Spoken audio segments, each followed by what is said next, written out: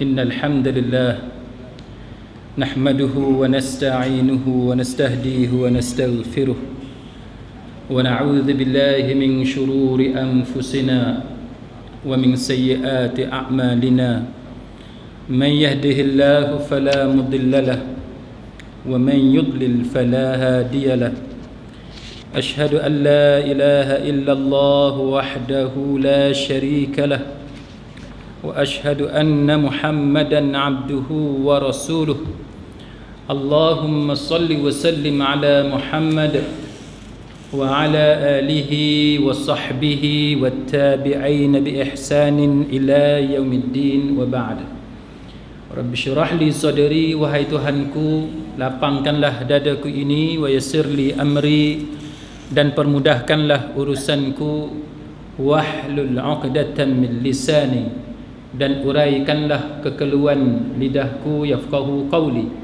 supaya mereka memahami kata-kataku ini. Saudara-saudari, sahabat sahabiah, muslimin muslimat, mudah-mudahan dirahmati dan diberkati oleh Allah Subhanahu wa taala. Pada malam ni pengajian Qanun Jenayah Syariah kita akan bicarakan pada muka surat 410, 411, 12 dan 13 dan 414.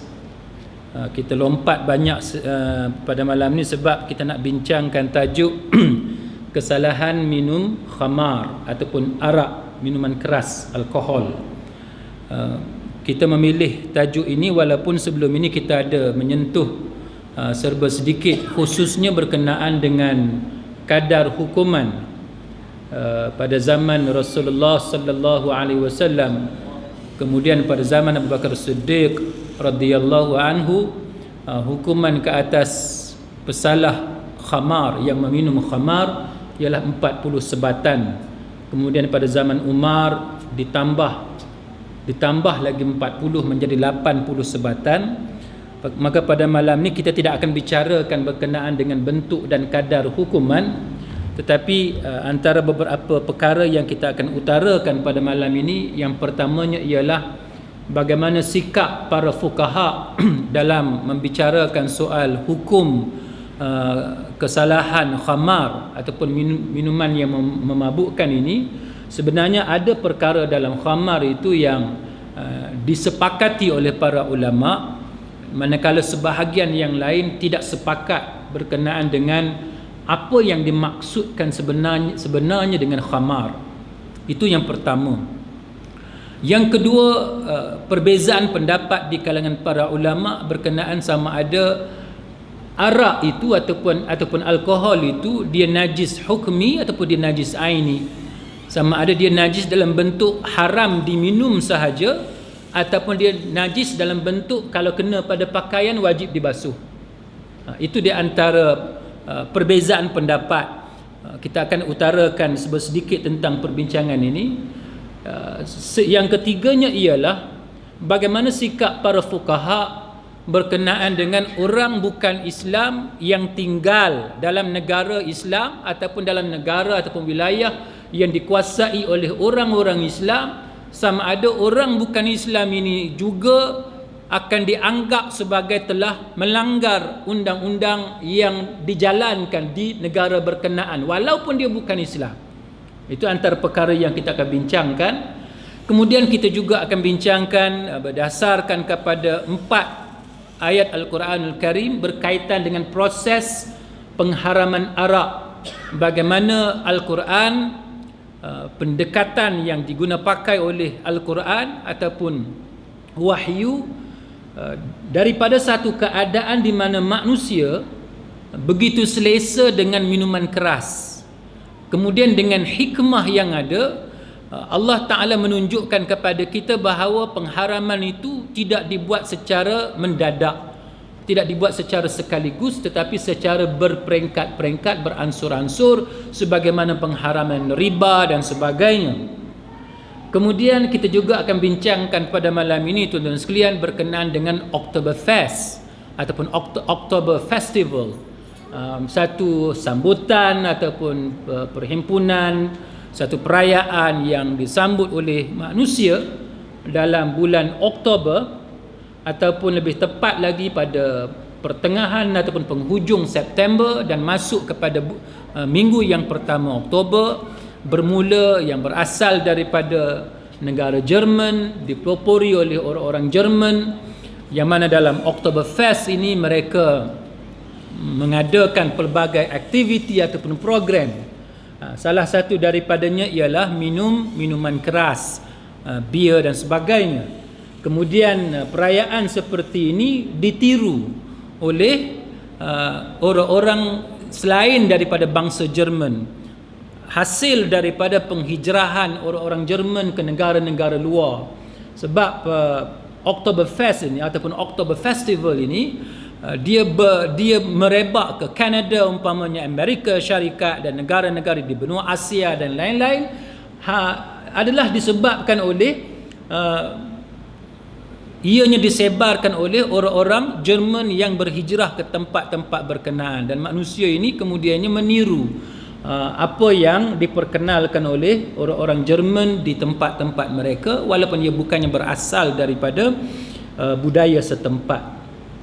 Kemudian kita juga kalau sempat kita akan bincang berkenaan dengan kedudukan minuman keras dalam beberapa agama selain daripada Islam. Kita juga akan cuba bincangkan bagaimana pendekatan agama Kristian, Hindu, Buddha dan sebagainya, sama ada mereka itu melarang secara mutlak ataupun larangan itu adalah larangan bersifat kepada keadaan-keadaan yang tertentu sahaja.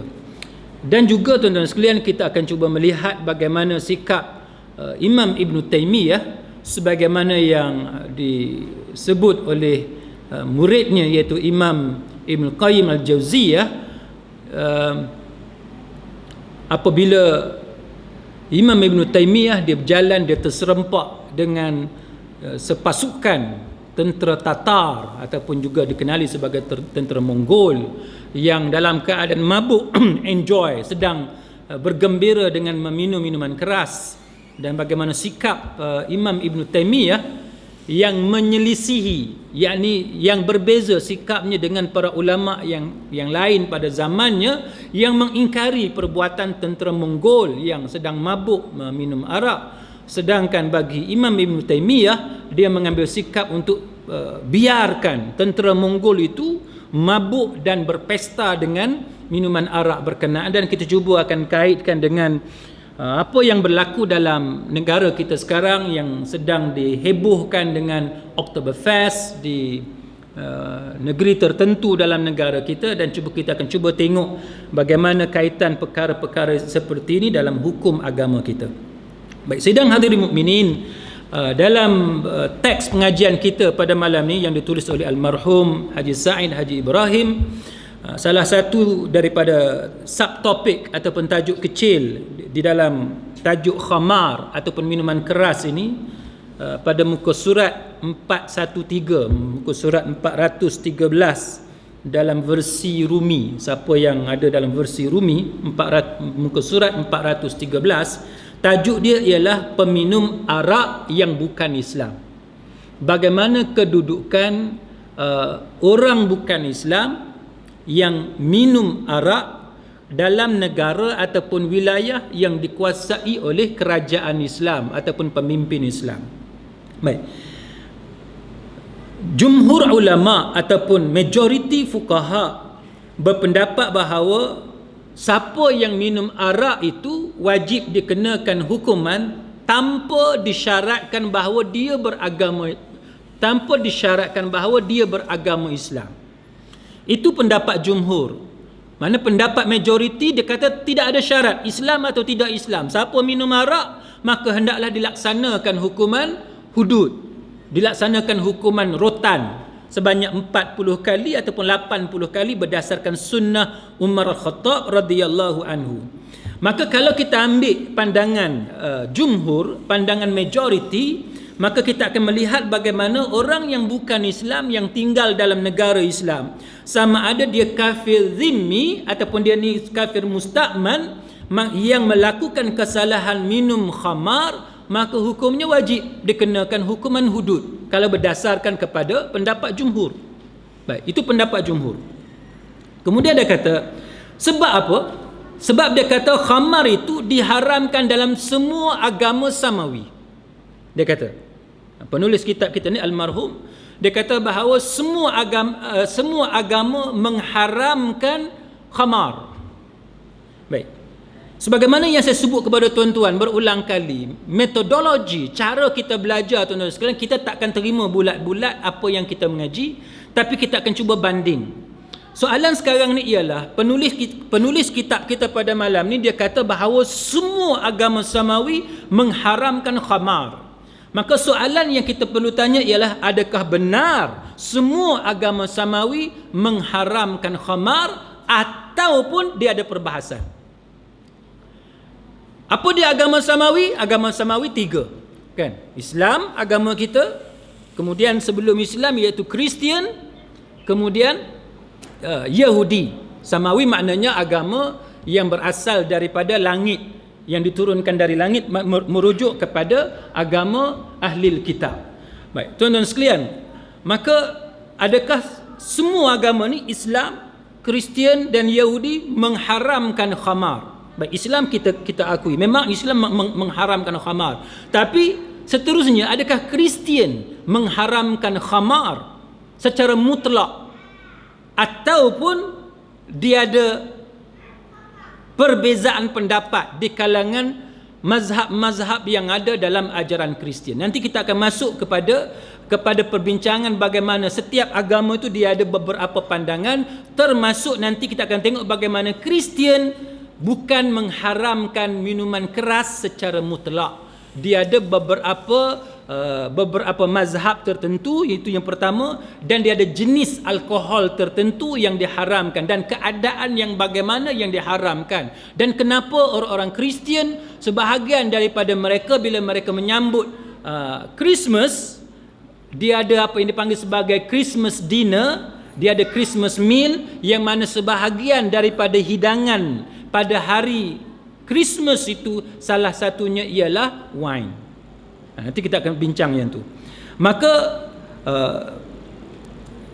pengataan yang dibuat oleh penulis kitab kita pada malam ni, dia kata bahawa kerana semua agama samawi mengharamkan khamar, sebenarnya di situ ada sedikit perbincangan di kalangan para ulama, apakah benar semua agama samawi mengharamkan khamar. Dan kemudiannya, tujuan pengharaman khamar itu ialah untuk menjaga tubuh badan daripada kebinasaan, akhlak, harta benda dan juga soal hubungan dengan masyarakat majmu'.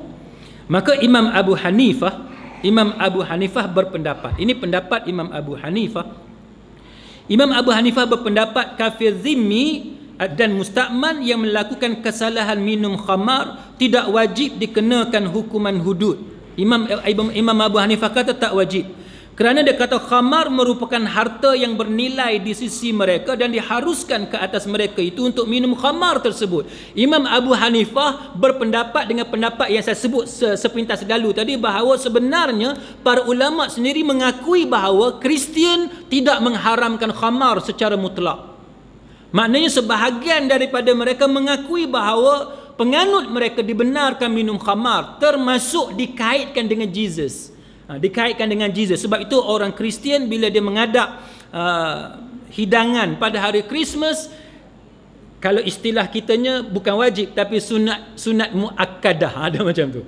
Dalam Kristian pun dia ada satu hukum yang mana bukan wajib tapi sangat-sangat digalakkan bagi orang Kristian yang yang ingin menjamah hidangan pada hari Christmas, hari raya mereka, bagi mengingati pengorbanan dan juga kelahiran Jesus Christ pada hari Christmas, untuk mereka minum sedikit wine.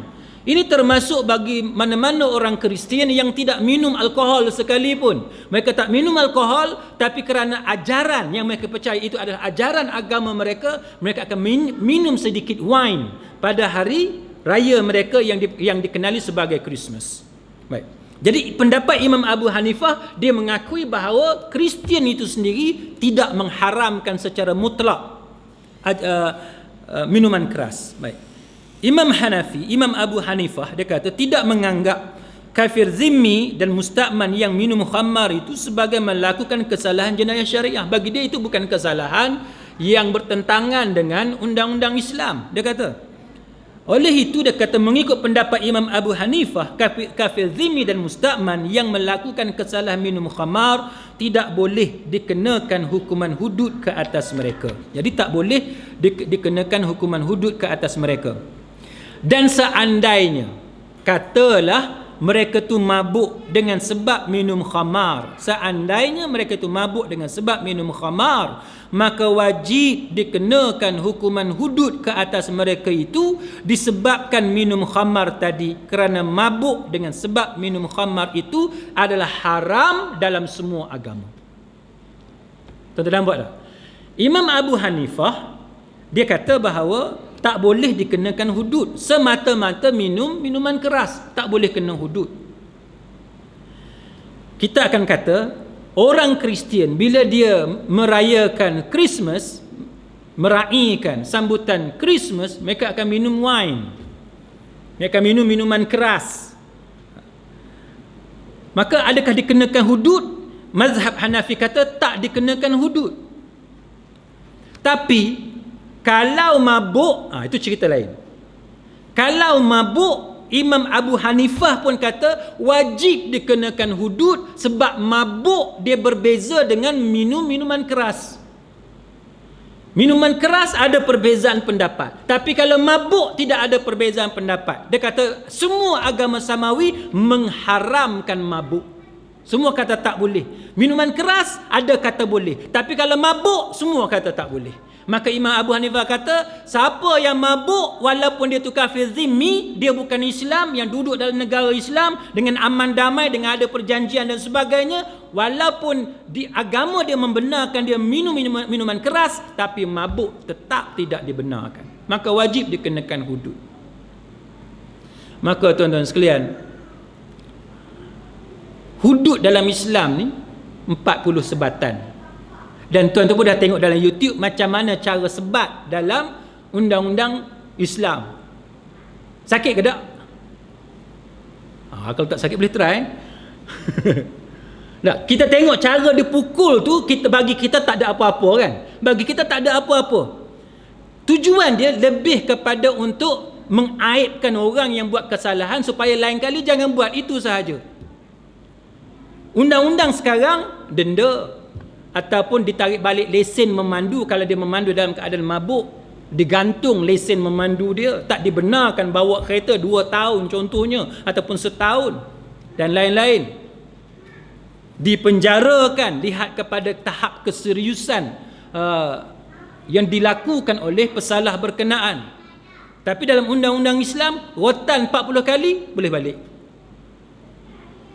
Maka kalau kita tengok cara undang-undang Islam itu sebenarnya tidak zalim. Cuma orang nampak bila sebut hudud, orang nampak kejam. Padahal 40 kali rotan itu lebih kepada untuk memalukan. Kita tayang di depan khalayak ramai, semua orang pakat tengok, dia akan rasa malu. Pukul dia 40 kali dengan sebatan yang begitu sederhana, dan itu tidak akan memudaratkan dia. Itulah yang dikatakan undang-undang Islam. Baik.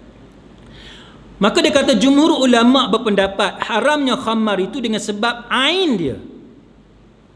Ain dia. Bukan sebab mabuk sahaja. Jadi yang kita pakai, kebanyakan kita pakai di Malaysia ni, kalau kena arak, kena alkohol pada badan kita basuh, itu adalah pendapat jumhur. Mana ada sebahagian ulama, ini bermakna minoriti fuqaha berpendapat bahawa yang haram hanyalah mabuk. Ain dia tidak haram. Mana kalau kena pada baju, tak perlu kita basuh. Itu pendapat minoriti, kan? Pendapat minoriti. Maka dia kata bahawa jumhur ulama berhujjah dengan satu hadis Rasulullah sallallahu alaihi wasallam yang diriwayatkan daripada Ali radhiyallahu anhu, iaitu hurrimat al-khamru bi'ainiha qaliluha wa kathiruha wasakru min kulli syarab. Dia kata bahawa diharamkan khamar itu dengan sebab ain dia, bi ainiha, dengan sebab ain dia. Ain tu makna benda itulah, kan? Ain tu maknanya kalau kena dekat baju kita dia basah, itu ain, kan? Dengan sebab ain dia qaliluha wa kathiruha, kena sikit ke kena banyak, semua tu dikira sebagai haram, sebagai najis. Dan juga mabuk, dan setiap yang memabuk itu daripada setiap minuman, itu yang diharamkan. Jadi berdasarkan hujjah jumhur ini, mereka berpendapat bahawa peminum khamar itu wajib dikenakan hudud dan tidak disyaratkan bagi peminum itu sebagai beragama Islam. Dan jumhur ulama berpendapat bahawa kafir zimmi yang melakukan kesalahan khamar, yang minum minuman keras, wajib dikenakan hudud sebagaimana yang dikenakan ke atas orang-orang Islam. Itu pendapat jumhur. Cuma soalnya ialah, adakah kita mampu laksanakan dalam negara kita? Adakah kita mampu laksanakan pendapat jumhur? Jawapan dia buat masa ni agak sukar dengan keadaan kita sekarang untuk kita melaksanakan pendapat jumhur untuk haramkan khamar ini secara mutlak dalam negara kita. Tapi kalau kita nak berhujah, sepatutnya rakyat dalam negara kita boleh terima bahawa arak ini haram. Sebab semua agama dia menentang mabuk. Tapi yang sedikit tu semasa hari perayaan itu cerita lain. Maka sebab itu kita mengatakan bahawa yang Oktober Festival tu nanti kita akan bincang bahawa di situ ada beberapa pandangan yang perlu kita lihat bagaimana hubungan kita orang Islam dengan golongan bukan Islam yang disebut sebagai kafir zimmi. Baik, sedang hadirin mukminin, maka kita nak lihat bagaimana pendapat-pendapat ulama berkenaan dengan apa yang dinamakan sebagai khamar. Kenapa para ulama tidak boleh sepakat untuk mengatakan bahawa khamar ni semua khamar itu haram. Semua minuman keras itu haram, alkohol itu haram. Kenapa di kalangan para fuqaha di sebahagian daripada mereka berbeza pendapat tentang definisi khamar. Apa yang dimaksudkan sebagai khamar? Baik, kita lihat. Yang pertamanya kalau tuan-tuan tengok muka surat 409. 409 dia kata jumhur fuqaha, maknanya majoriti ulama berpendapat bahawa setiap benda yang mabuk tu khamar. Itu majoriti, maknanya bukan ijma'. Itu majoriti. Dalil dia ialah berdasarkan hadis kullu muskirin khamr, kan? Ni hadis ni semua orang tahu. Hadis Bukhari dan Muslim, setiap benda yang memabukkan itu adalah dipanggil atau dinamakan sebagai khamar. Wa kullu muskirin haram. Nabi kata bahawa dan setiap benda yang memabukkan itu adalah haram. Tak kira nama apa pun. Segelintir ulama dia kata tak, kita nak kena tengok dia dibuat daripada apa. Kalau dia dibuat daripada apa ni, daripada kurma, daripada tamar, kalau dia dibuat daripada anggur, itu bau khamar. Kalau bukan daripada tu, tengok. Kalau sampai kita minum sampai mabuk baru dikira khamar, kalau tak sampai mabuk tak dikira sebagai khamar. Itu antara perbahasan. Tetapi jumhur kata kita berpegang kepada hadis ni kullu muskirin khamr. Setiap benda yang memabukkan itu adalah dikira sebagai khamar, dan setiap benda yang memabukkan itu hukum dia adalah haram. Maka itu pendapat jumhur. Jadi tak kira nama dia Carlsberg ke, jenis stout ke, dibuat daripada campuran bahan kimia ke, ataupun buah-buahan tertentu ke, tak kira, asalkan dia tu boleh memabukkan, maka dia adalah khamar dan itu adalah haram. Hadis yang kedua tuan-tuan sekalian ialah ini masalah dia. Yang kedua ni tuan-tuan. Yang kedua ni ialah nazala tahrimul khamr. Ini hadis Bukhari dan Muslim juga. Hadis muttafaqun alaih. Nazala tahrimul khamr. Telah turun hukum haramnya khamar. Wa hiya min khamsah. Dan dia daripada 5 perkara ni. 5 benda ni. Dia daripada 5 benda ni. Apa dia? Minal inabi wat tamari wal asali wal hintadi wasya'iri wal khamru ma khamar al aql. Dia kata bahawa khamar tu dia kata dibuat daripada 5 benda ni. Apa benda 5 benda tu? Iaitu daripada yang pertamanya anggur, yang keduanya tamar, yang ketiganya madu, yang keempatnya gandum, yang kelimanya syair, dan yang dinamakan khamar itu adalah benda yang menghilangkan akal fikiran. Jadi jumhur berpendapat bahawa Bila disebut 5 benda ni, maksudnya ialah khamar ni pada zaman tu dibuat daripada 5 benda ni. Dan 5 benda ni disebut oleh Nabi sallallahu alaihi wasallam sebagai benda yang lazim digunakan untuk buat khamar.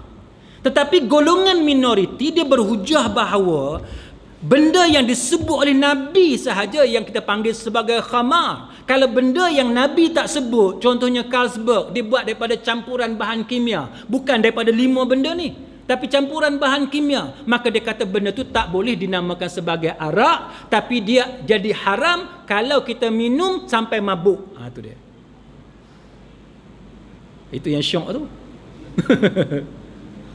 Jadi orang Islam kita bila pergi Turki, bila pergi negara-negara Islam lain, dia orang balik cerita dekat kita, dia kata, "Ustaz, pasal apa dekat sana orang Islam selamba je minum-minum arak depan kita ni, minum khamar depan kita?" Kita kata, susah apa orang Melayu dekat 7-Eleven pun minum selamba je, dia pergi beli. Kan? Tapi sebenarnya lain, tuan-tuan. Sebenarnya lain. Di Malaysia, walaupun dia dijual di beberapa tempat kedai-kedai secara terbuka, di Malaysia kita pakai benda tu haram. Carlsberg ke Cina Star, itu benda tu haram. Kita tak boleh minum. So ada minum juga, itu dia langgar benda yang telah ditetapkan oleh fatwa yang dipakai dalam negara kita. Tapi di luar negara, mereka minum benda tu tak semestinya mereka melanggar hukum yang mereka percaya. Sebab di luar sana tuan-tuan sekalian, mazhab dia berbeza. Sebab minoriti fuqaha berpendapat bahawa selain daripada 5 nama yang disebutkan tadi, proses dia tidak dibuat daripada 5 bahan yang disebutkan tadi, maka dia hanya jadi haram kalau dia mabuk. Kalau tidak mabuk, dia tak jadi haram. Jadi kita tak boleh lah tuan-tuan sekalian, bila kita pergi ke luar negara, kita nak hentam kromo, betul? Kita nak main pukul rata, ni engkau ni buat benda berdosa. Berdosa bagi kita berdasarkan jumhur ulama yang kita pegang. Tetapi sebahagian ulama tidak mengatakan sedemikian. Jadi itu antara perkara yang kalau tuan-tuan pergi ke luar negara, sebelum kita kata dia langgar hukum agama, kita kena cek mazhab yang dia pakai itu mazhab yang bagaimana. Yang ketiga tuan-tuan sekalian, ialah hadis berkenaan dengan hadis ni hadis Abu Daud dan lain-lain, iaitu daripada gandum tu khamar. Inna minal hintati khamran, daripada gandum itu khamar, dan daripada syair itu khamar, dan daripada anggur kering. Wa minaz zabib itu adalah khamar, Nabi kata. Wa minaz zabib khamran, daripada zabib itu adalah khamar. Wa minat tamari khamran, daripada tamar itu adalah khamar, dan daripada madu itu adalah khamar. Dan aku melarang, Nabi kata, dia kata, dan aku melarang minum benda-benda yang memabukkan, kulli muskir. Dia kata setiap benda yang mabuk tu Nabi larang, aku larang, Nabi kata. Jadi sebab itu sidang hadirin mukminin, kita melihat bahawa para ulama sebenarnya dia tak sepakat sebab cara mereka memahami nas. Itu yang kita belajar dalam fiqh muqarran. Bila kita belajar fiqh muqarran, kita belajar salah satunya ialah al-ikhtilaf fi fahmin nas. Perbezaan pendapat ulama dalam memahami nas agama. Nas tu mereka terima sebagai hujjah, tetapi bagaimana cara memahami nas berkenaan yang menyebabkan mereka berbeza pendapat. Baik. Jadi muslimin muslimat sekalian, kemudian kita ya. Syair ni apa dia? Ustaz, syair apa dia?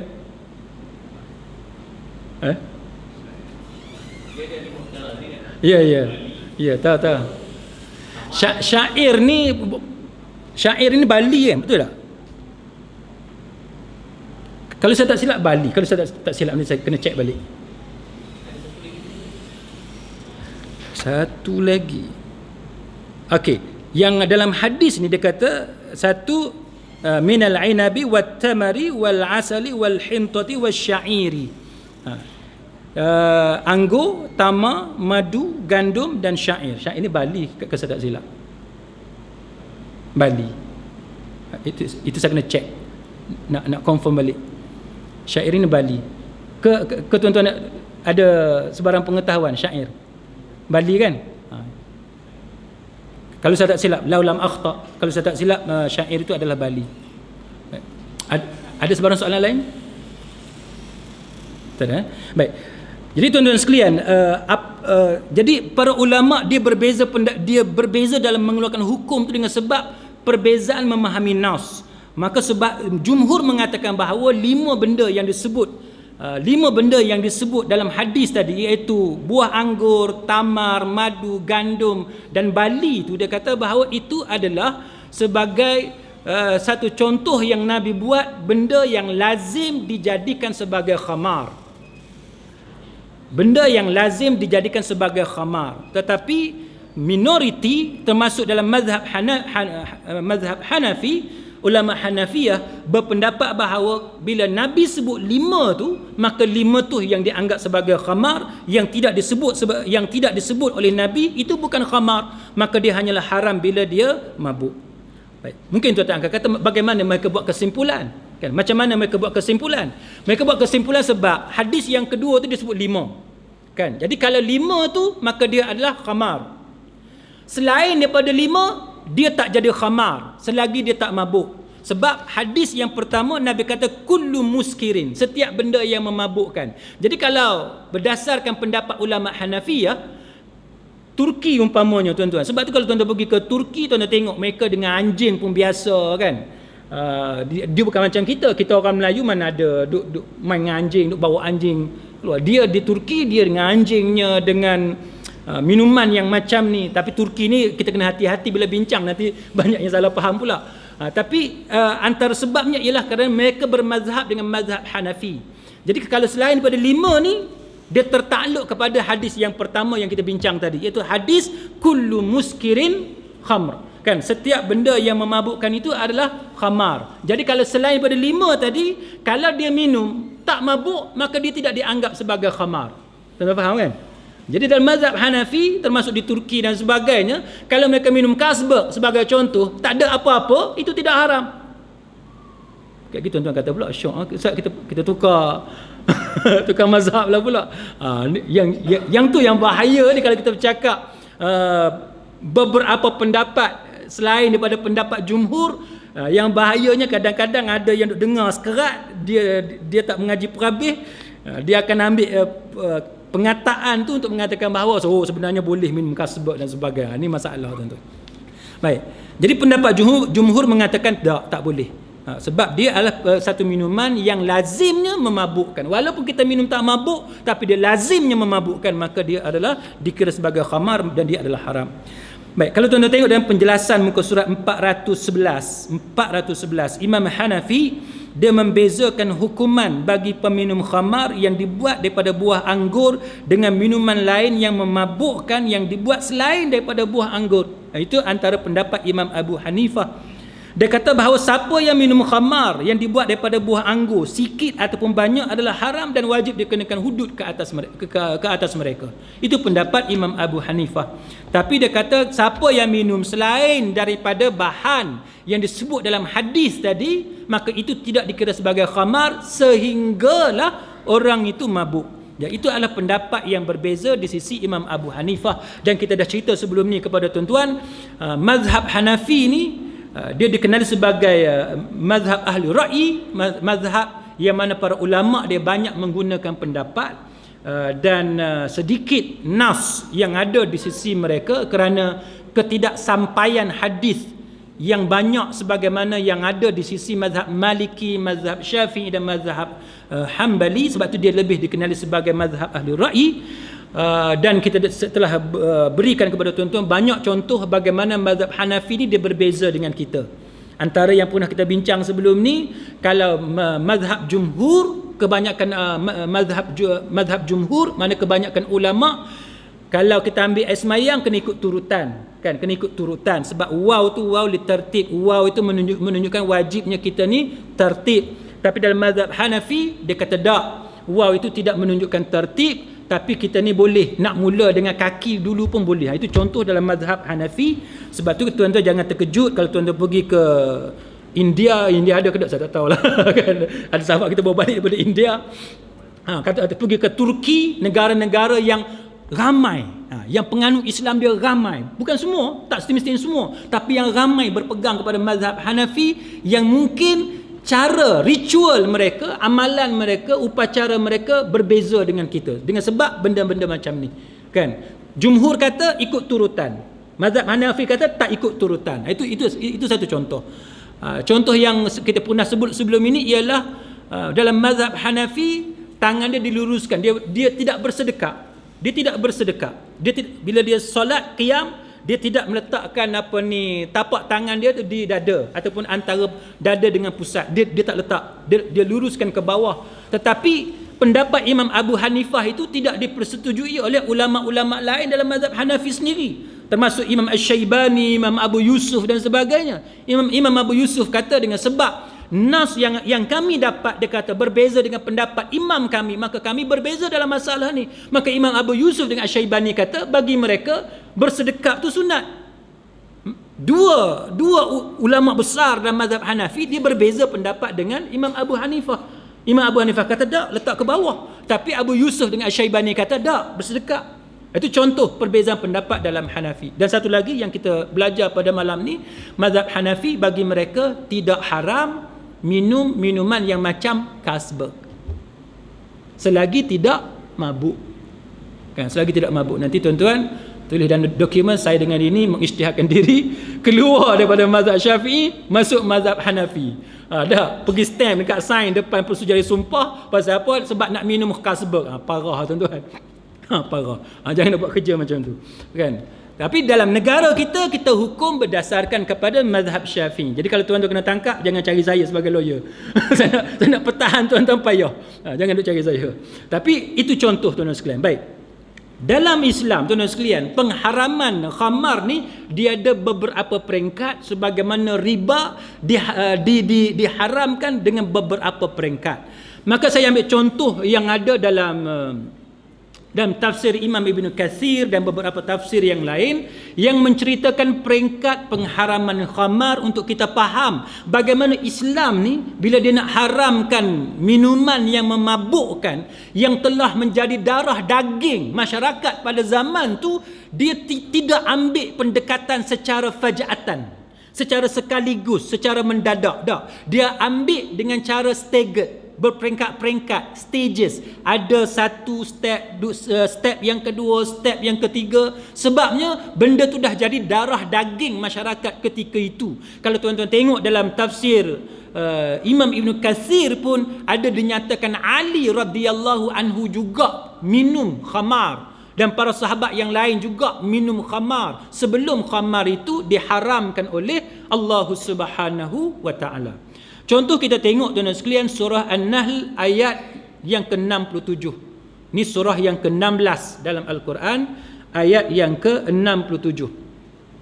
Firman Allah Ta'ala, A'udzu billahi minasyaitonir rajim. Wa min thamaratin nakhili wal a'nabi tattakhidhuna minhu sakaran wa rizqan hasana. Dia kata, dan daripada buah kurma dan anggur. An-nakhili wal a'nabi, daripada buah kurma dan anggur. Tattakhizuna minhu, kamu buat minuman sakara, minuman yang memabukkan, wa rizqan hasana, dan rezeki yang baik. Baik. Ayat ni tuan-tuan sekalian mengikut tafsir Imam Ibn Katsir. Imam Ibn Katsir kata ayat ni diturunkan mula-mula sekali. Dia ada 4 ayat sehingga diharamkan khamar. Ayat yang mula-mula sekali ayat ni. Ayat ni turun dekat mana? Dekat Mekah. Ayat turun dekat Mekah dalam keadaan pada masa tu orang-orang Arab memang duk minum arak, dan juga para sahabat Nabi pun sebahagian daripada mereka memang minum khamar. Maka dia kata bahawa kamu guna buah anggur, kamu guna buah tamar itu untuk kamu buat satu minuman yang memabukkan, dan yang kedua kamu buat rezeki yang baik. Kan? Macam kita lah. Kita ada buah kelapa, air kelapa. Air kelapa tu boleh tak tuan-tuan buat kalau ikut ayat ni, warizqan hasana, buat rezeki yang baik daripada buah kelapa, air kelapa, boleh? Boleh kan? Apa dia contohnya? Tuan-tuan pergi ambil parang, pergi ambil buah kelapa, buka buah kelapa tadi, minum air dia. Itu yang kata rizqan hasana. Kan? Rizqan hasana. Ataupun tuan-tuan buat apa, orang Kelantan panggil air tuak, sini panggil air nira. Kan, yang masam tu. Kalau tuak, kalau kat sini tu haram kan. Tuak di Kelantan tu, yang tu halal. Tuan-tuan nak tuak halal pergi kat Kelantan. Baik. Air kelapa yang masam tu, itu rezeki yang halal. Tapi bila dia dah dia masam, dia berbuih, dia jadi mabuk tu, itu yang dipanggil sebagai sakara. Kan, sakara, dia jadi minuman yang memabukkan. Maka pada masa tu, sidang hadirin mukminin, pada masa itu Quran dia tak cerita apa-apa, cuma dia kata bahawa kamu dengan menggunakan buah tadi, kamu jadikan dia sebagai benda yang memabukkan. Pada masa yang sama, kamu buat dia sebagai rezeki yang baik. Quran tidak cerca, Quran langsung tidak mencela, tidak mengeji yang kata khamar ni, tak ada. Quran cuma ulas sekali lalu sahaja tentang bagaimana kehidupan manusia di Mekah pada masa itu. Itu cara Quran. Baik. Kemudian sidang hadirin mukminin, ayat yang kedua yang diturunkan ialah surah Al-Baqarah ayat 219. Surah Al-Baqarah ayat 219. Yas'alunaka 'anil khamri wal maisir qul fihima ithmun kabir wa manafi'u lin-nas wa ithmuhuma akbaru min naf'ihima. Mereka bertanya kepada kamu tentang khamar dan judi. Katakanlah, wahai Muhammad, pada keduanya itu terdapat dosa besar dan beberapa manfaat bagi manusia. Tetapi dosa keduanya itu lebih besar daripada manfaatnya. Peringkat yang kedua, Allah Ta'ala kata, dia ada manfaat yang besar dan dia ada dosa. Maka dia kata, antara dua benda tu, dosa tu lebih besar daripada manfaat. Ayat ini mengikut Imam Ibn Kathir, dia kata ayat yang kedua ni diturun dekat Madinah. Bila Nabi berhijrah ke Madinah, Abu Hurairah kata apa? Abu Hurairah kata bahawa arak diharamkan dalam 3 peringkat. Ketika Nabi SAW sampai di Madinah, para sahabat Nabi masih lagi minum arak. Jadi bila Nabi hijrah, migrate ke Madinah tu, pada masa tu sahabat Nabi masih lagi minum khamar. Masa tu masih lagi minum khamar dan juga masih lagi makan hasil perjudian. Judi ni, para sahabat Nabi masih lagi makan hasil judi. Nak cerita keadaan pada masa itu. Lalu mereka bertanya kepada Nabi tentang dua benda ni, pasal judi, pasal minum khamar. Maka Allah Ta'ala turunkan kepada Rasulullah sallallahu alaihi wasallam ayat ni. Dan manusia pun berkata pada masa itu, bila ayat ni turun, masyarakat pada masa itu kata, kedua-duanya tidak diharamkan kepada kita kerana Allah hanya berkata pada keduanya terdapat dosa yang besar. Kita bila dengar perkataan wa ismuhuma, dosa kedua-dua itu besar, bagi kita haram. Tapi masyarakat pada zaman tu, Imam Ibn Kathir dia bawa riwayat daripada Abu Hurairah yang diriwayatkan oleh Imam Ahmad. Imam Ahmad bawa riwayat ni mengatakan bahawa masyarakat pada zaman tu, bila dia tengok perkataan wa ismuhuma tu, dia kata bahawa Allah Ta'ala tidak bermaksud untuk haramkan benda tu. Tidak haram judi dan tidak haram khamar, dia kata. Dan mengikut tafsir Imam Ibn Kathir, dia kata Umar Al-Khattab berkata al-khamru itu termasuk apa sahaja yang memabukkan ataupun yang menghayalkan. Maka dia kata bahawa ini adalah ayat yang pertama yang diturunkan mengenai khamar. Itu pendapat Imam Ibn Kathir yang diambil daripada Ibnu Umar, pendapat Sya'bi dan sebagainya. Baik. Ayat yang ketiga, tuan dan sekalian, ialah ayat Ya ayyuhalladzina amanu la taqrabus salah wa antum sukara hatta ta'lamu ma taqulun. Ini pun kita pernah ulas sebelum ni. Wahai orang-orang yang beriman, jangan kamu mendekati solat dalam keadaan kamu mabuk, sehinggalah kamu mengetahui apa yang kamu ucapkan. Maknanya apa tuan-tuan? Maknanya ayat yang kedua tadi, walaupun disebut ism, disebut dosa, tapi para sahabat terima ayat tu bukan sebagai pengharaman. Dalil dia ayat yang ketiga ni, surah An-Nisa. Surah An-Nisa ni tuan-tuan sekalian menunjukkan bahawa para sahabat Nabi, walaupun dah turun ayat yang kedua kata wa ismuhuma, dosa kedua-duanya, tetapi mereka faham itu bukan pengharaman. Itu bukan pengharaman. Maka turun ayat yang ketiga yang kata la taqrabus salah wa antum sukara. Jangan kamu mendekati solat dalam keadaan kamu mabuk. Maknanya kalau tak semayang boleh minum. Ya. Kalau tak semayang boleh minum. Punca dia apa tuan-tuan sekalian? Puncanya kerana dia ada beberapa riwayat. Satunya ialah riwayat bahawa Ali bin Abi Talib dia bagi tahu, riwayat daripada Ali bin Abi Talib, Abdul Rahman bin Auf ni dia buat jamuan. Abdul Rahman bin Auf dia buat jamuan, dia buat kenduri, lalu dia ajak kami semua pergi makan rumah dia. Kami makan. Dan Ali kata kami pun minum khamar. Tengok. Lepas ayat yang kedua turun tu, Ali kata mereka pun minum khamar pada masa kenduri yang dibuat oleh Abdul Rahman bin Auf. Ini yang saya kata kita mengaji tu kena belajar perhabis. Kita takut nanti ada di kalangan kita ni yang baru masuk sekerat jalan, dia kata Abdul Rahman bin Auf buat kenduri bagi orang minum arak ni, dia kata. Ikut tafsir Imam Ibn Kathir, dia dengar sekerat. Ni masalah. Kan?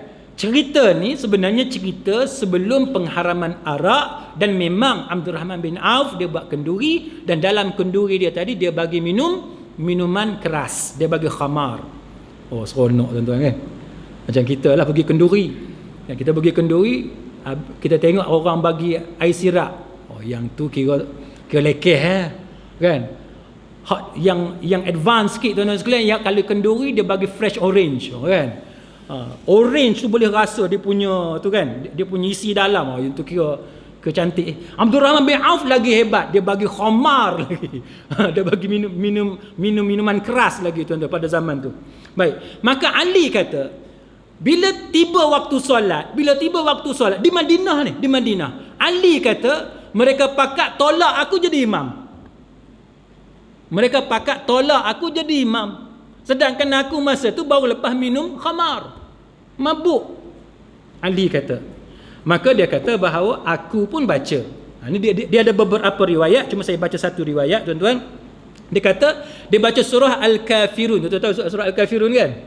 Qul ya ayyuhal kafirun la a'budu ma ta'budun. Ayat tu kan. Ali kata apa? Dia kata qul ya ayyuhal kafirun la a'budu ma ta'budun. Tu betul Seterusnya dia kata wa nahnu na'budu ma ta'budun wa nahnu na'budu ma ta'budun. Kami menyembah apa yang kamu sembah. Kacau. Siapa yang baca ni tuan-tuan? Ali radhiyallahu anhu. Sayyidina Ali sendiri baca lagu tu. Jadi bagus buat mengaji ni tuan-tuan. Bila kita mengaji lagu ni, nanti kalau tuan-tuan tersilap baca ayat Quran tiba-tiba baca kuliah kan. Baca kuliah tak jumpa ujung. Dia main a'budu ma ta'budu wala antum a'budu. Dia main ulang tak jumpa. Nanti habis-habis main orang kata apa hang ni? Kuliah pun silap baca kan. Kita dah mengaji bab ni. Hang tahu tak? Sayyidina Ali pun silap baca kuliah. Apa tak aku? Aku bukan Sayyidina Ali. Ali pun boleh silap. Aku pun boleh silap. Ali Arab lagi. Kan? Khalifah Islam nombor 4. Aku bukan khalifah Islam pun. Jadi kalau aku buat salah, tak jadi masalah. Jadi itu nak ceritanya bahawa benda ni berlaku kepada Ali radhiyallahu anhu. Baik, maka Ali kata dengan sebab dia mabuk, dia jadi imam, dia pergi baca wa nahnu na'budu ma ta'budun. Kami menyembah apa yang kamu sembah. Sedangkan sepatutnya wala antum abiduna ma a'bud, dan kamu tidak menyembah apa yang kami sembah. Itu yang sepatutnya. Baik. Hadis ini adalah hadis daripada Imam Tirmizi, Al-Hakim dalam Al-Mustadrak dan sebagainya. Baik, jadi itu antara punca kenapa ayat itu diturunkan oleh Allah Ta'ala, sebab kesilapan sahabat Nabi yang bernama Ali radhiyallahu anhu. Berdasarkan riwayat ini menunjukkan bahawa ayat itu turun. Nak minum khamar boleh, tapi jangan ketika nak semayang. Nak mabuk boleh, tapi jangan ketika nak semayang. Masa nak semayang tak boleh. Ayat yang ketiga tu. Kemudian datanglah ayat yang keempat. A'udzubillahi minasyaitonir rajim. Ya ayyuhalladzina amanu innamal khamru wal maisir wal ansab wal azlam rijsum min 'amalis syaitan fajtanibuh la'allakum tuflihun. Dia kata, wahai orang-orang yang beriman, sesungguhnya minum khamar itu berjudi, berkorban untuk berhala, mengundi nasib dengan anak panah, adalah min amali syaitan, rijsun min amali syaitan, adalah perbuatan keji yang termasuk daripada amalan-amalan syaitan. Maka Allah Ta'ala kata fajtanibuh makna jauhilah benda-benda itu, la'allakum tuflihun, mudah-mudahan kamu mendapat keuntungan. Baik, sebab apa tuan-tuan? Innama yuridu syaitan an yuqi'a bainakumul adawata wal baghdha fil khamri wal maisir. Dia kata bahawa sesungguhnya syaitan itu bermaksud hendak menimbulkan permusuhan dan kebencian di antara kamu dengan sebab khamar dan berjudi, dan untuk halang kamu daripada mengingati dan an zikrillah, daripada mengingati Allah Ta'ala, wa anis salah, dan daripada sembahyang. Fahal antum muntahun, maka berhentilah kamu daripada mengerjakan perbuatan yang berkenaan. Adakah kamu mau berhenti? Maka kamu hendaklah berhenti daripada melakukan perbuatan yang sedemikian. Jadi dia ada banyak riwayat tuan-tuan sekalian, tapi saya rasa saya tak akan sebut cerita ini sebab cerita dia agak panjang. Cuma ringkasan dia ialah Sa'ad bin Abi Waqqas, dia menceritakan bahawa ayat ni turun sebab anak dia Mus'ab dikata pada satu hari dia didatangi di kalangan puak-puak muhajirin dengan ansar, dan mereka ni pakat minum khamar. Lalu berlaku perbalahan. Secara ringkasnya berlaku perbalahan di antara puak muhajirin dengan ansar. Maka turunlah ayat ni fajtanibuh, jauhilah minum khamar. Maka daripada itu hukum dia adalah haram. Hukum dia adalah haram, sehingga menyebabkan, kalau mengikut hadis Imam Muslim ni, sehingga menyebabkan hidung berdarah dan sebagainya kerana perbalahan yang berlaku di antara muhajirin dengan ansar. Jadi itu antara sebab khamar itu diharamkan. Jadi muslimin muslimat sekalian, maka benda yang berlaku dalam masyarakat kita pada hari ini ialah apa yang dinamakan sebagai Oktober Festival ataupun Oktoberfest. Oktoberfest ni, sebagaimana dalam mukaddimah yang saya sebutkan di awal kuliah tadi, dia berasal daripada Munich, Germany, daripada satu tempat yang mana orang-orang Jerman dia menyambut satu perayaan, dia buat macam-macam permainan, dia pakat berkumpul puak-puak dia, dan di antara program utama dalam Oktober Festival ini ialah minum bir, minuman keras. Dan sebagaimana yang saya sebut tadi, akhirnya benda ni, untuk pengetahuan tuan-tuan, bila benda ni bermula di Jerman, dia bermula 200 tahun yang lalu. Pada tahun 2010, 4 tahun yang lalu, 2010, di Jerman mereka menyambut ulang tahun yang ke-200. Terima kasih. Ulang tahun yang ke-200, maknanya dah 200 tahun. Tahun ni dah jadi 204 tahun dah. Oktober Festival ini ataupun Oktoberfest disambut oleh sebahagian manusia di atas muka bumi ni, yang mana asal usul dia dari Jerman. Jerman tu dekat mana? Kita sebut tadi Munich. Sebut Munich ke? Munich. Tak tahulah, tuan-tuan faham. Sebutan yang tepat tu saya tak berapa pandai. Baik. Munich ni tuan-tuan, ataupun tak tahu tuan-tuan sebut macam mana, dia ada satu tempat tu, nama dia, ni pas kelab bola sepak, siapa yang minat bola sepak dia tahu, Bayern Munich. Betul tak? Bayern Munich tu tempat asal usul yang kita panggil sebagai Oktober Festival. Situ tempat asal dia. Dan kemuncak kepada Oktober Festival ni, sedang hadirin mukminin, ialah sampai 6 juta orang menyertai Oktober Festival ni, yang melibatkan 6.7 juta liter minuman keras diminum semasa Oktober Festival pada tahun 2010. Itu kemuncak dia. 6 juta orang, 6.7 juta liter minuman keras diminum pada masa itu. Maknanya satu orang 1 liter.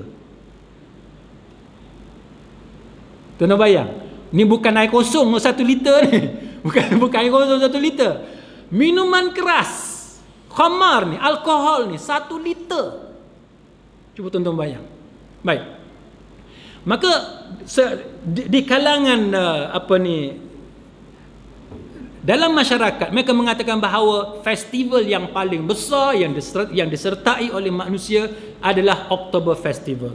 Jadi benda yang berasal di Jerman yang kemudian merebak di benua Amerika, di Australia dan sebagainya, di Kanada dan lain-lain tuan-tuan sekalian, termasuklah di benua Asia, di benua Afrika, termasuk ke negara kita sekarang ini, kita dapati bahawa ada satu syarikat yang nama dia Carlsberg yang menganjurkan apa yang dinamakan Oktober Festival.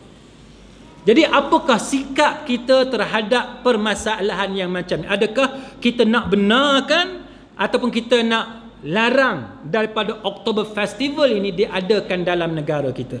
Sebahagian pihak kata tak boleh sebab kita sebuah negara Islam. Sebab kita sebuah negara Islam, kita tak boleh ada benda-benda macam ni. Sebahagian kata tak, kita sebuah negara Islam tapi dalam negara kita ada orang bukan Islam yang mana kita patut bagi kebebasan kepada dia untuk dia minum. Kalau dia nak minum, itu hak dia. Yang tak boleh minum adalah orang-orang Islam sahaja. Ya, baik. Sidang hadirin mukminin, saya nak petik apa yang disebut, yang diulas oleh Imam Ibn Qayyim Al-Jauziyah tentang guru dia Imam Ibn Taymiyah. Dan benda ni, peristiwa ni tuan-tuan sekalian, diulas oleh Syekh Yusuf Al-Qaradawi dalam beberapa tulisan beliau. Macam mana? Iaitu tentera Tatar, tuan-tuan. Tentera Tatar ni terkenal sebagai tentera yang sangat zalim. Ibnu Al-Qami, tuan-tuan, yang bertanggungjawab bawa masuk tentera Mongol ni ke dalam Baghdad. Dia bercita-cita nak jadi khalifah, nak ganti khalifah Al-Musta'sim Billah. Tapi bila berjaya dikalahkan Baghdad pada masa itu dengan pengkhianatan yang dilakukan oleh Ibnu Al-Qami. Ibnu Al-Qami ini seorang Syiah. Dia nak jadi khalifah, menggantikan khalifah Al-Musta'sim Billah. Jadi bila tentera Tatar Mongol ni, Hulagu Khan memimpin tentera Tatar masuk dalam Baghdad, dikalahkan tentera Islam pada masa tu, adakah Hulagu Khan akan percaya kepada Ibnu Al-Qami? Khalifah Islam, Khalifah Al-Musta'sim Billah telah dibunuh. Tapi adakah Ibnu Al-Qami akan diberi peluang untuk menggantikan Khalifah Al-Musta'sim Billah? Hulagu Khan mengikut satu riwayat, dia kata dia pun tak percaya kepada Ibnu Al-Qami. Kalau dia boleh khianat kepada khalifah dia sendiri, maka dia kata bahawa Ibnu Al-Qami pun boleh khianat kepada aku. Maka satu riwayat kata Ibnu Al-Qami juga dibunuh oleh tentera Tatar dengan perintah daripada Hulagu Khan pada masa itu. Dan cerita Hulagu Khan dengan tentera Tatar dalam sejarah zaman tu, tuan-tuan, terkenal sebagai tentera yang paling zalim kalau ikut sejarah pada zaman tu. Macam mana tak paling zalim, tuan-tuan? Habis dia bunuh, tak kira perempuan, budak, orang tua, semua dia bunuh. Semua dia bunuh. Lepas tu pula, tuan-tuan sekalian, kitab-kitab ni semua dia pergi humban dalam sungai. Kita ni kalau nak marah dekat orang, bunuh orang cukup kan? Ni dengan kitab-kitab semua sekali dia humban, punya nak marah tu.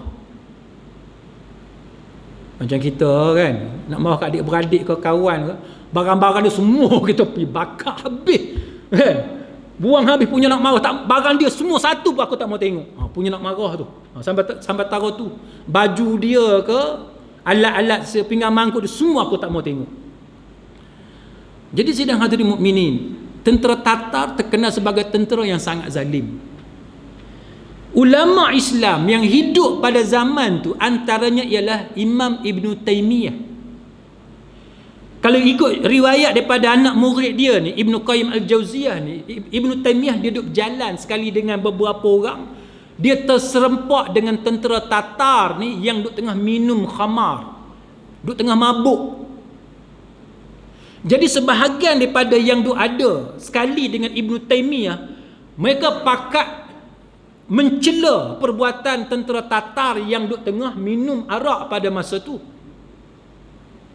Dia kata ni benda tak baik, benda dosa dan sebagainya, benda setan dan sebagainya. Tapi Imam Ibn Taymiyah kata dia tak larang perbuatan tu, menyebabkan pada masa itu orang pakat tanya kepada Imam Ibn Taymiyah, kamu mengetahui benda tu adalah benda yang haram, pasal apa kamu tak cegah tentera Tatar yang sedang minum arak pada masa tu? Imam Ibn Taymiyah kata kerana tentera Tatar adalah tentera yang sangat zalim. Bila dia mabuk, maka berkurangan kezaliman dia. Dia duduk khayal dengan minuman tadi, dia tak sibuk nak pergi bunuh orang. Dia duduk seronok-seronok puak-puak dia sahaja. Itu alasan yang diberikan oleh Imam Ibn Taymiyah pada masa itu. Baik, tuan dan sekalian, cerita ni dia ada kaitan dengan tajuk siasah syariah. Dia ada kaitan dengan tajuk siasah syariah, politik Islam. Macam mana satu benda yang pada asalnya benda tu haram dan kita patut cegah benda tu, tapi dia ada satu situasi di mana benda yang patut kita cegah, tiba-tiba kita tidak cegah kerana kita ada alasan lain.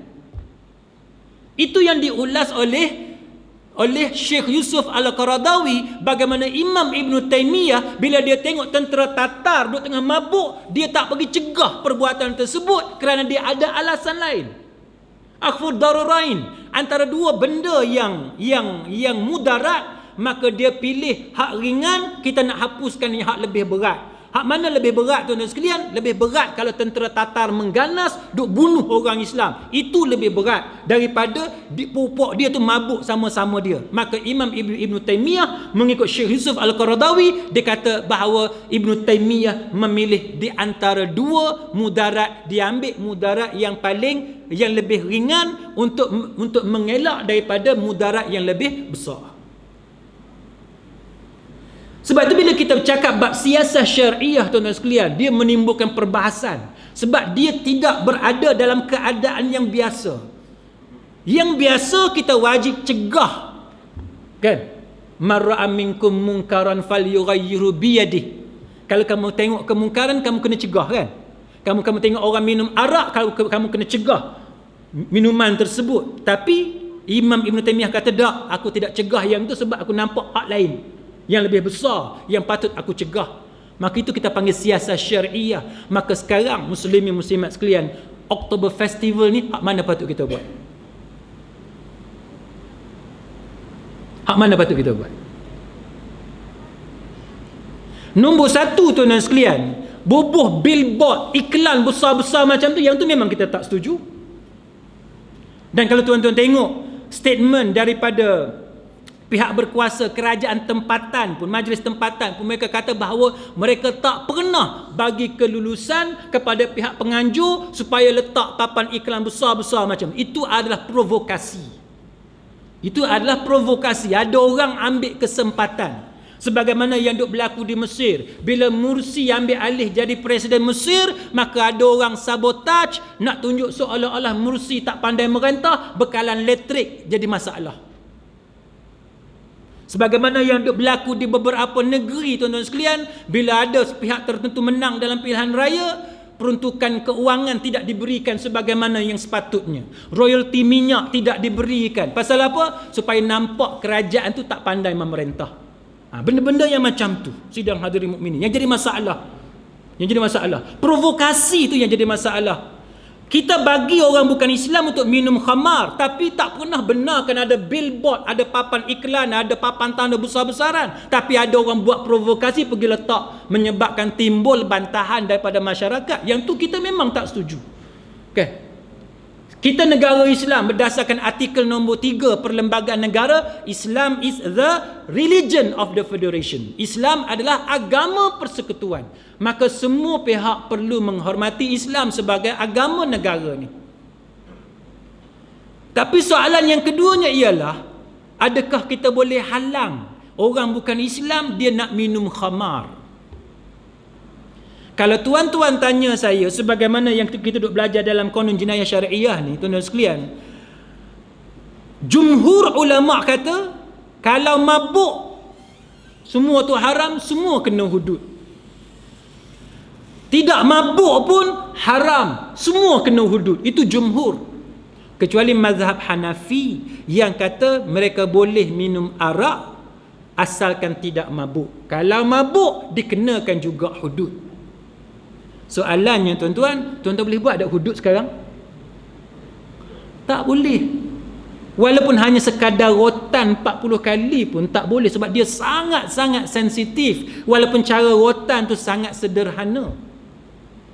Di sisi masyarakat kita hari ni tuan-tuan, mereka boleh terima rotan 10 kali sampai koyak kulit punggung, rotan 20 kali sampai koyak kulit punggung, 5 kali pun boleh berdarah punggung, mereka masih boleh terima, berbanding dengan 40 kali sebat mengikut ajaran Islam, yang mana 40 kali sebat ni langsung tidak mengoyakkan kulit. Sebab apa? Sebab tu istilah hudud tu mereka tak boleh terima. Tak boleh terima yang tu, walaupun hukuman dia sebenarnya lebih ringan daripada apa yang ada sekarang. Jadi bagaimana cara kita, tuan-tuan sekalian? Kita perlu beransur-ansur untuk meyakinkan masyarakat yang kata undang-undang Islam ni elok. Tak apalah ambil masa yang panjang, tapi mesti ada usaha tu, tanpa mengira parti politik. Satu.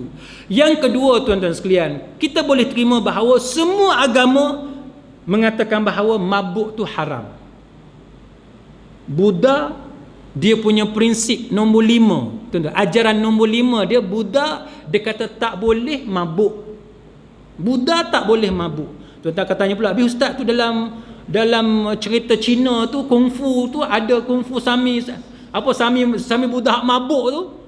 Tuan-tuan jangan nak tanya saya. Yang tu tuan-tuan kena tanya penerbit filem tu, pengarah filem tu, pasal apa ada cerita kungfu hak mabuk, yang tu saya pun tak tahu macam mana Tok Sami boleh mabuk.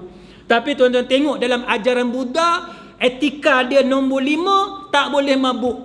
Mungkin tu Tok Sami hak jenis macam Tok Sami macam Tok Imam dekat kampung kita kot, tuan-tuan, jenis Tok Imam tapi dia buat benda tak elok, jenis lagu tu lah kot, kan. Baik, jadi semua agama kata tak boleh mabuk, maka yang tu kita boleh guna. Bahawa sepatutnya kita bersatu padu bahawa semua orang, sama ada dia Muslim ataupun bukan Islam, dia tidak dibenarkan mabuk. Kalau dia mabuk, mesti dikenakan hukuman. Cuma dalam negara kita sekarang ni, mabuk yang kena hukuman kalau bawa kereta, ataupun kadar alkohol dalam pernafasan dia tu lebih daripada kadar yang dia benarkan, baru dia dikenakan hukuman. Tapi kita sebenarnya kita boleh cadangkan, tuan-tuan sekalian, walaupun kamu tak bawa kenderaan, kamu duduk kat mana-mana sekalipun, kalau polis boleh kesan kadar alkohol dalam pernafasan kamu lebih daripada tahap yang dibenarkan, sepatutnya kita tak ada masalah. Sebab semua agama mengharamkan mabuk. Kristian ke, Hindu ke, Buddha, semua mengharamkan mabuk.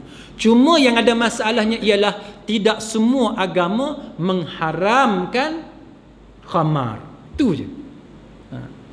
Wine, Kristian sebahagiannya membenarkan wine, terutamanya pada masa Christmas.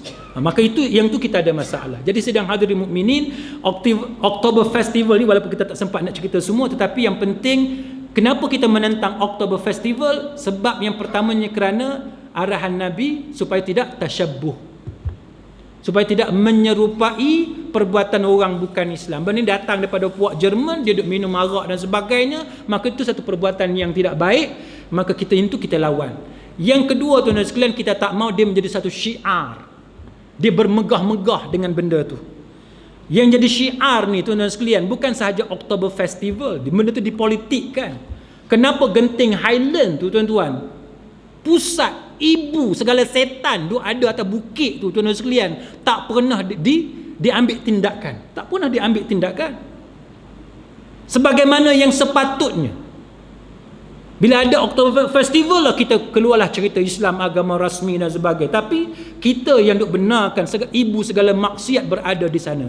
Pendapat peribadi saya, tuan-tuan, kita tak boleh jadikan dia syiar. Maksudnya macam ni, arak kita benarkan kepada orang bukan Islam, tapi jangan nampak besar sangat, jangan nampak gah, kan? Sebagaimana yang kita cerita syiar Islam di Turki, dia nak buat masjid ni tempat tinggi, tuan-tuan.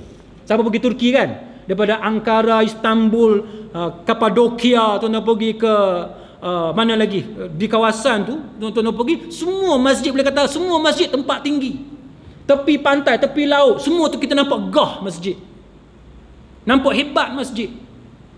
Tempat semayang semua nampak hebat.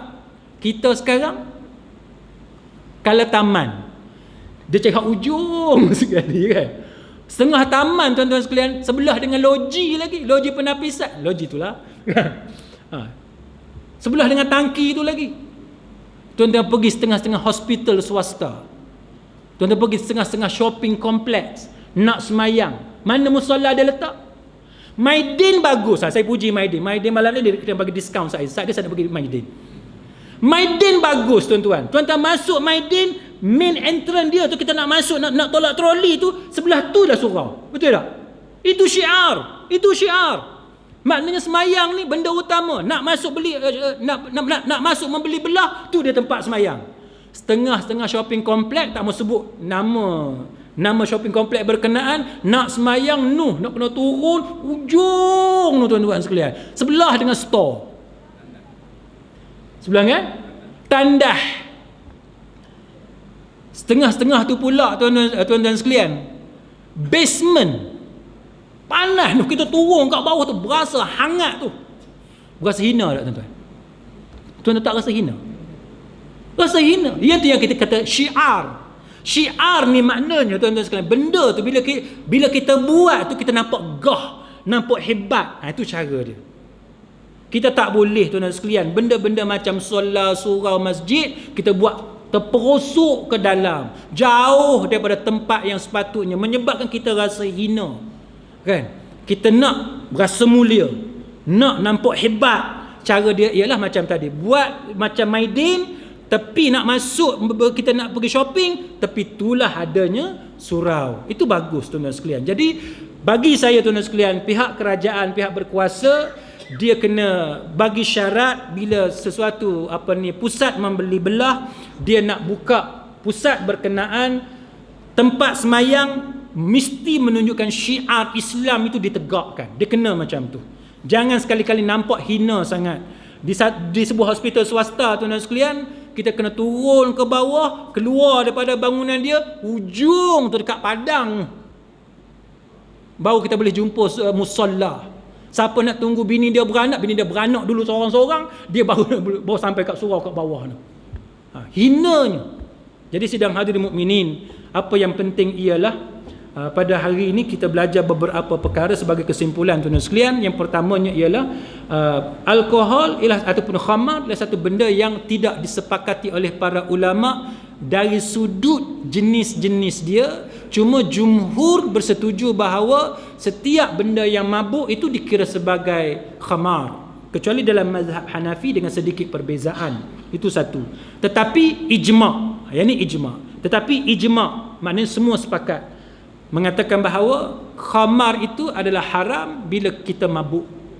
Yang tu ijma'. Tidak ada satu ulama pun yang berbeza pendapat. Kalau mabuk semua kata haram. Termasuk agama lain pun bersetuju kalau mabuk itu dilarang. Yang kedua tuan-tuan sekalian yang kita belajar tadi ialah Oktober Festival ni satu benda yang berasal daripada orang-orang Jerman. Kita tidak ada masalah bagi orang bukan Islam dia nak buat perayaan apa-apa, tetapi yang penting dia tidak benarkan keterlibatan orang Islam. Satu, dia juga tidak boleh menunjukkan syiar dia bermegah-megah dengan perkara sebegitu. Yang ketiganya hendaklah dipastikan bahawa mabuk tadi tidak akan menyebabkan jenayah-jenayah yang lain. Sebab tu kita lebih suka supaya benda-benda macam ni diisolatkan, tidak dipromosikan, kan, tidak dipopularkan. Kita kita benarkan orang bukan Islam untuk minum, tapi jangan bagi dia popular, jangan bagi dia tersebar, masyhur dan sebagainya. Jadi mudah-mudahan adalah beberapa manfaat daripada kuliah kita pada malam ini. Aku qauli hadza wa astaghfirullahal azim li wa lakum. Wassalamualaikum warahmatullahi wabarakatuh.